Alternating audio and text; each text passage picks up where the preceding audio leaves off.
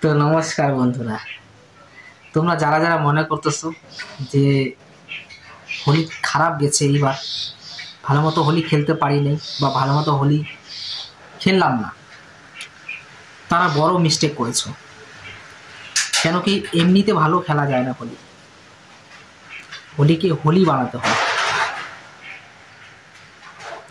এই যে আমি হোলির আগের দিন ভাং খেয়েছিলাম দুপুরবেলা, 4 দিন পরে আজকে সকালবেলা ঘুম থেকে উঠলাম 10টার দিকে। বাপরে, যে হোলি খেলা বলার মতো না। কুত্তার মতো কুত্তাগুলো এসে আমাকে রং দিচ্ছে। কি হোলি খেলার চর! কুত্তাগুলো মিলে হোলি খেলতেছিল, মানুষ তো দূরের কথা, কুত্তা প্রচুর হোলি খেলছে, প্রচুর।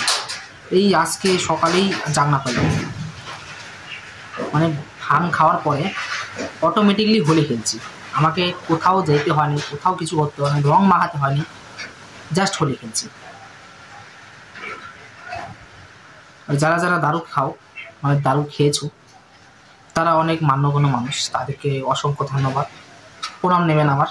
কারণ যারা দারু খায় তারা মন থেকে অনেক ভালো হয়, যেমন আমি। দারু জিনিসটা খারাপ না, এটা মনের ইমোশনাল।